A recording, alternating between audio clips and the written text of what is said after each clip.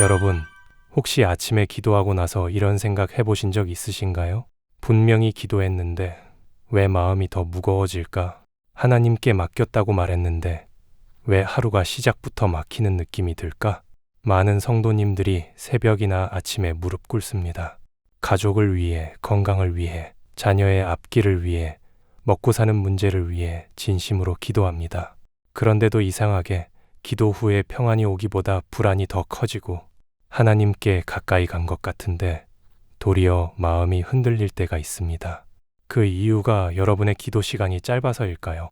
기도의 형식이 부족해서일까요? 혹시 여러분이 아침마다 무심코 내뱉는 단어 하나가 하나님 앞에서 믿음의 고백이 아니라 스스로 축복의 문을 닫는 말이 되고 있지는 않을까요?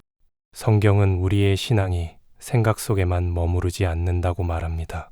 믿음은 결국 입술을 타고 흘러나옵니다. 그래서 잠언은 이렇게 경고합니다. 죽고 사는 것이 혀의 권세에 달렸나니 혀를 쓰기 좋아하는 자는 그 열매를 먹으리라. 이 말은 단순히 말을 조심하라는 도덕적인 조언이 아닙니다. 하나님 앞에서 우리의 말은 소리가 아니라 우리 안에 무엇이 자리 잡고 있는지를 드러내는 영적 고백이라는 뜻입니다. 문제는 여기입니다. 우리는 하나님께 기도한다고 하면서도 기도의 한복판에서 아주 자연스럽게 불신의 언어를 섞어버립니다. 기도를 믿음의 선언으로 시작했는데 중간부터는 두려움의 보고서처럼 바뀌어 버립니다. 그리고 더 무서운 사실은 그 단어가 너무 익숙해서 본인도 모르게 매일 반복한다는 겁니다. 아침마다 그 말을 입에 올릴수록 마음은 점점 더 불안해지고 신앙은 은혜의 자리에서 미끄러져 내려가 혹시 오늘도 안 되면 어떡하지라는 생각에 묶이기 시작합니다. 여러분, 하나님은 우리를 넘어뜨리려고 말씀을 주시지 않습니다. 하나님은 정죄하려고 기도를 들으시는 분이 아닙니다. 오히려 주님은 우리가 기도하는 그 자리에서 입술을 새롭게 하시고 믿음을 다시 세우시고 하루의 방향을 바로잡아 주시길 원하십니다. 오늘 영상은 아침 기도를 미신처럼 만들려는 이야기가 아닙니다. 이 말하면 벌 받는다 같은 겁주기도 아닙니다. 성경이 말하는 분명한 원리, 그리고 많은 성도들이 놓치고 있는 기도의 언어를 함께 점검하는 시간입니다. 잠깐만 집중해 주세요. 오늘 알려드릴 그 단어 하나를 끊고 대신 성경적인 고백으로 바꾸는 순간 여러분의 아침 기도는 부탁에서 끝나지 않고 하루를 여는 믿음의 열쇠가 될 수 있습니다. 혹시 이 말씀이 여러분의 기도를 돌아보게 했다면 좋아요 한 번으로 고백해 주세요. 그 작은 클릭이 이 말씀을 더 많은 지친 영혼에게 전하는 통로가 됩니다. 함께 은혜의 자리를 넓혀가길 소망합니다. 사랑하는 여러분, 지금 여러분의 아침 기도를 한번 떠올려 보세요. 기도 시작부터 마지막까지 여러분의 입에서 가장 자주 나오는 말은 무엇입니까? 그 말이 정말 믿음의 말인지 아니면 두려움이 습관처럼 굳어진 말인지 이제 함께 확인해 보겠습니다. 첫 번째, 하나님은 기도의 길이보다 기도의 언어를 먼저 보십니다. 많은 성도님들이 이렇게 생각합니다. 기도는 오래 해야 은혜가 있지. 새벽에 일찍 나와야 하나님이 더 기뻐하시지. 물론 시간과 정성은 소중합니다. 그러나 성경을 가만히 들여다보면 하나님이 가장 먼저 보시는 것은 기도의 분량이 아니라 그 기도 속에 담긴 언어의 방향이라는 사실을 발견하게 됩니다. 하나님은 우리가 얼마나 길게 말했는지를 먼저 세지 않으십니다. 기도를 얼마나 유창하게 했는지도 중요하게 여기지 않으십니다. 오히려 하나님은 이 사람이 지금 어떤 마음으로, 어떤 믿음으로 말하고 있는가, 바로 그 지점을 보십니다. 예수님께서도 기도에 대해 분명하게 말씀하셨습니다. 중언부언하지 말라. 많이 말한다고 해서, 길게 반복한다고 해서 하나님께 더 잘 들리는 것이 아니라는 뜻입니다. 기도는 설득의 기술이 아니라 관계의 언어이기 때문입니다. 여기서 중요한 질문 하나를 던져보겠습니다. 아침 기도를 할 때 우리는 정말 하나님과 대화를 하고 있을까요? 아니면 마음속 불안을 정리하지 못한 채 그 불안을 하나님께 그대로 쏟아내고 있는 걸까요? 많은 경우 우리는 기도를 시작할 때는 믿음으로 시작합니다. 하나님 감사합니다. 오늘도 주님께 맡깁니다. 그런데 몇 마디 지나지 않아 기도의 언어가 조금씩 흔들리기 시작합니다. 기도가 고백에서 보고로 바뀌고 신뢰에서 걱정으로 이동하고 믿음의 언어 대신 현실의 계산이 끼어듭니다. 이때 우리의 입술은 이미 하나님을 신뢰하는 자리에서 상황을 해석하는 자리로 옮겨가 있습니다. 성경은 말합니다. 믿음은 마음에만 있는 것이 아니라 입술을 통해 세상에 드러난다고. 그래서 사도 바울은 마음으로 믿어 의에 이르고 입으로 시인하여 구원에 이른다고 했습니다. 이 말씀은 구원 이야기만이 아닙니다. 신앙 전체의 원리를 말해주는 구절입니다. 우리가 무엇을 믿고 있는지는 결국 우리가 어떤 말을 반복하느냐로 드러납니다. 아침 기도는 하루를 여는 첫 언어입니다. 아침에 우리가 어떤 말로 하루를 시작하느냐에 따라 그날의 마음의 방향이 정해집니다. 그리고 그 방향은 생각보다 훨씬 강력하게 우리의 선택과 태도, 감정까지 이끌어갑니다. 문제는 많은 성도들이 아침 기도에서 믿음의 언어와 불신의 언어를 동시에 사용한다는 것입니다. 겉으로는 기도하지만 내용을 자세히 들여다보면 하나님을 신뢰합니다와 그래도 혹시 안 되면 이라는 말이 한 기도 안에 함께 들어 있습니다. 이것은 겸손이 아닙니다. 조심성도 아닙니다. 성경적으로 보면 이것은 하나님을 낮추는 말도 아니고 자기를 낮추는 말도 아닙니다. 오히려 믿음의 자리를 흐리게 만드는 언어입니다. 하나님은 우리의 연약함을 모르셔서가 아닙니다. 하나님은 우리가 두려워할 수 있다는 것도 아십니다. 그러나 그 두려움을 기도의 중심 언어로 삼기를 원하시지는 않습니다.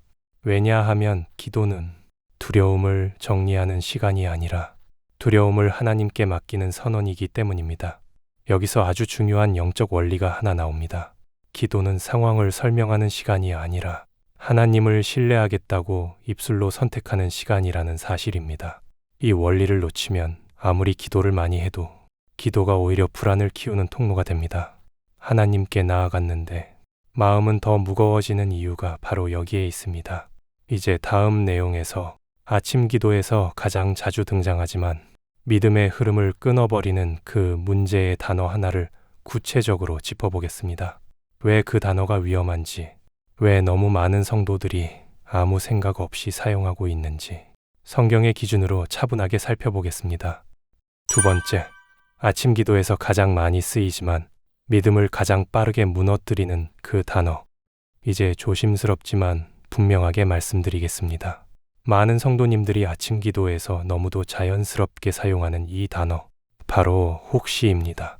하나님, 혹시 오늘 일이 잘 안 되면, 혹시 제가 감당하지 못하면, 혹시 자녀에게 문제가 생기면, 혹시 이번에도 응답이 없으면, 이 말은 너무 익숙해서 우리는 이것이 문제가 될 수 있다고조차 생각하지 않습니다.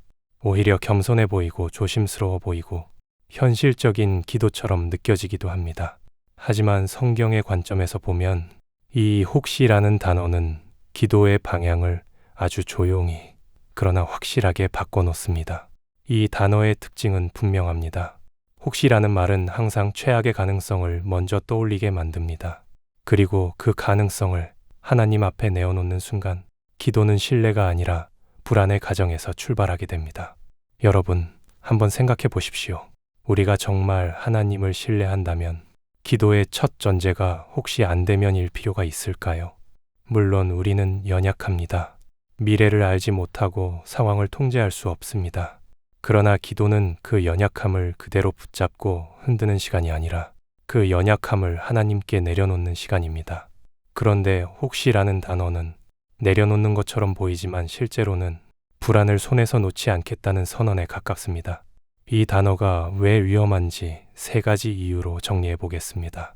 첫째, 혹시는 믿음이 아니라 조건을 달아버리는 언어입니다. 기도 속에서 혹시가 등장하는 순간 우리는 하나님께 전적으로 맡기기보다 결과를 미리 계산하기 시작합니다. 하나님을 신뢰하면서도 동시에 다른 경우를 대비하는 마음이 생깁니다. 둘, 혹시는 기도의 중심을 하나님에서 상황으로 이동시킵니다. 기도가 하나님을 바라보는 시간이 아니라 문제를 다시 들여다보는 시간이 됩니다. 그래서 기도가 끝난 후에도 마음은 가벼워지지 않고 오히려 더 무거워집니다. 셋째, 혹시는 우리 스스로에게 두려움을 반복 학습시키는 언어입니다. 아침마다 그 말을 입에 올릴수록 마음은 점점 더 불안에 익숙해지고 기도는 위로가 아니라 걱정의 확인 절차가 됩니다. 여기서 아주 중요한 구분이 필요합니다. 하나님은 우리의 두려움을 꾸짖지 않으십니다.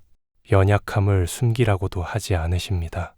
그러나 하나님은 그 두려움을 기도의 주인공으로 세우기를 원하지 않으십니다.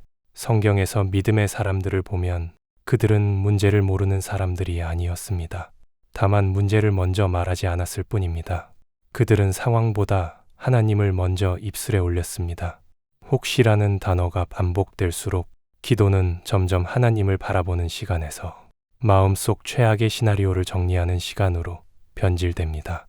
그래서 어떤 분들은 이렇게 말합니다. 기도는 열심히 하는데 왜 더 불안해지는지 모르겠어요. 그 이유는 기도가 부족해서가 아닙니다. 기도 속 언어가 믿음을 키우는 방향이 아니라 불안을 강화하는 방향으로 흘러갔기 때문입니다. 여러분, 아침 기도는 하루를 여는 선언입니다. 그 선언의 첫 단어가 혹시가 될 때 우리 마음은 이미 하나님의 능력보다 상황의 크기를 더 크게 보고 있는 것입니다. 그렇다면 다음 내용에서 왜 이 단어를 사탄이 가장 좋아하는지, 그리고 어떻게 우리의 기도를 겉으로는 경건하지만 속으로는 무기력하게 만드는지 영적 원리의 관점에서 더 깊이 살펴보겠습니다. 세 번째, 왜 사탄은 이 단어를 가장 좋아하는가? 여기서부터는 조금 더 깊은 영적 이야기를 해야 합니다. 불편할 수 있지만 반드시 짚고 넘어가야 할 부분입니다. 왜냐하면 사탄은 기도를 멈추게 하는 존재가 아니라 기도를 무력하게 만드는 존재이기 때문입니다. 많은 분들이 이렇게 생각합니다. 사탄은 내가 기도하지 못하게 방해하는 존재다. 맞는 말입니다. 그러나 그것은 가장 거친 방식일 뿐입니다. 사탄이 가장 즐겨 사용하는 방식은 훨씬 교묘합니다. 기도는 하게 두되 믿음 없이 하게 만드는 것, 기도는 드리게 두되 결과를 기대하지 못하게 만드는 것, 바로 이것이 사탄이 기도를 다루는 방식입니다. 생각해 보십시오. 만약 어떤 성도가 아침마다 기도하지 않는다면 그 사람은 영적으로 깨어 있을 가능성이 낮습니다. 하지만 아침마다 기도는 하는데 기도할수록 불안해지고 하나님을 신뢰한다고 말하면서도 속으로는 계속 최악을 대비한다면 그 기도는 겉보기에는 경건하지만 실제로는 영적 힘을 잃어버린 상태가 됩니다. 사탄은 바로 이 지점을 노립니다. 혹시라는 단어는 사탄이 직접 입을 열 필요도 없이 사람 스스로 불신을 말하게 만드는 아주 효율적인 도구입니다. 이 단어는 하나님을 부정하지 않습니다. 그러나 하나님의 전능하심을 축소합니다. 사탄은 절대로 이렇게 말하지 않습니다. 하나님은 능력이 없다. 그 대신 이렇게 속삭입니다. 하나님은 능력이 있지만 너의 경우는 다를 수도 있지 않겠니? 바로 이 미묘한 틈이 기도의 힘을 빼앗는 지점입니다. 혹시라는 말은 하나님의 약속을 부정하지 않는 것처럼 보이지만 실제로는 약속의 확신을 흐리게 만듭니다. 하나님의 말씀 위에 서 있는 것 같지만 한 발은 여전히 불안의 땅에 남겨두는 언어입니다. 사탄은 신앙을 완전히 무너뜨리는 데 관심이 없습니다. 그럴 필요도 없습니다. 신앙이 절반만 흔들려도 충분합니다. 기도가 반신반의가 되는 순간 그 기도는 더 이상 담대한 고백이 아니라 조심스러운 독백이 되어버립니다. 여기서 아주 중요한 사실이 있습니다. 사탄은 하나님의 응답을 막을 수 없습니다. 그러나 사람이 응답을 기대하지 못하게 만들 수는 있습니다. 혹시라는 단어가 반복되면 우리는 점점 이렇게 기도하게 됩니다. 하나님, 해주시면 감사하고 안 해주셔도 어쩔 수 없죠. 이 말은 겸손처럼 들릴 수 있습니다. 그러나 영적으로 보면 이것은 믿음의 항복이 아니라 기대의 포기입니다. 기대가 사라진 기도는 하나님을 시험하지는 않지만 하나님을 신뢰하지도 않습니다. 사탄이 가장 원하는 상태가 바로 이것입니다. 기도는 살아있지만 기대는 죽어있는 상태. 이 상태가 반복되면 어떤 일이 벌어질까요? 사람은 점점 기도를 습관으로만 하게 됩니다. 은혜를 기다리지 않고 변화를 기대하지 않고 그저 마음의 짐을 잠시 내려놓는 정서적인 행위로 기도를 소비하게 됩니다. 그러나 성경에서 말하는 기도는 마음을 정리하는 심리 행위가 아닙니다. 기도는 하나님과의 신뢰 계약입니다. 나는 주님을 믿고 이 하루를 주님의 손에 맡기겠습니다라는 분명한 영적 선택입니다. 사탄은 우리가 그 선택을 흐릿하게 만들고 싶어 합니다. 그래서 믿지 마라 라고 말하지 않습니다. 대신 이렇게 말합니다. 믿긴 믿되 너무 확신하지는 마. 여러분, 이 차이는 생각보다 큽니다. 확신 없는 믿음은 기도를 시작하게는 하지만 기도를 끝까지 이끌지는 못합니다. 그래서 이제 우리는 선택해야 합니다. 아침 기도에서 불안을 먼저 말할 것인가? 아니면 하나님을 먼저 고백할 것인가?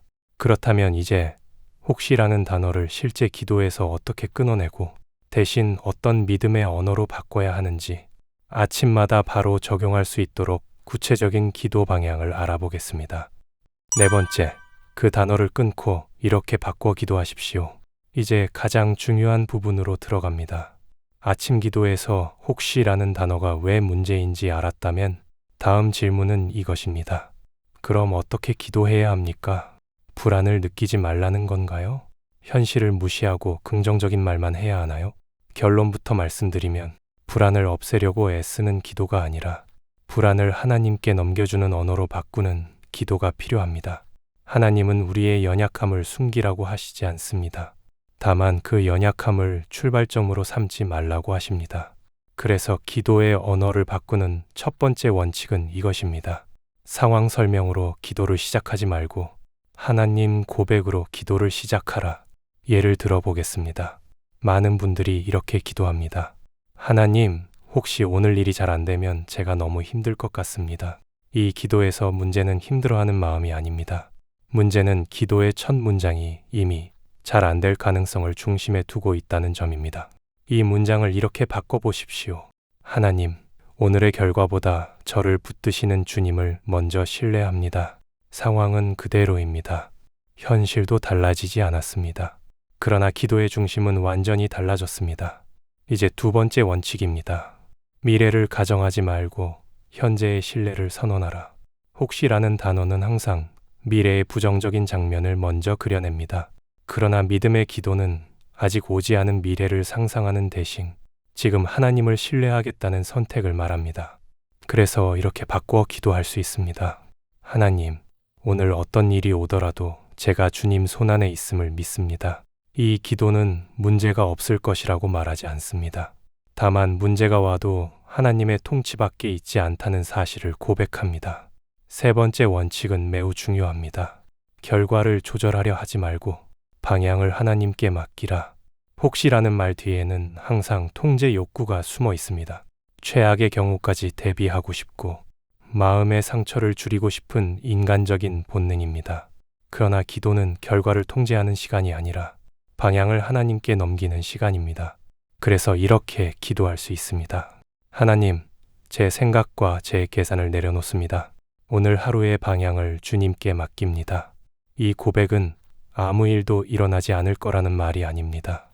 오히려 어떤 일이 일어나더라도 하나님이 책임지시겠다는 약속을 신뢰하는 말입니다. 여기서 아주 중요한 변화가 일어납니다.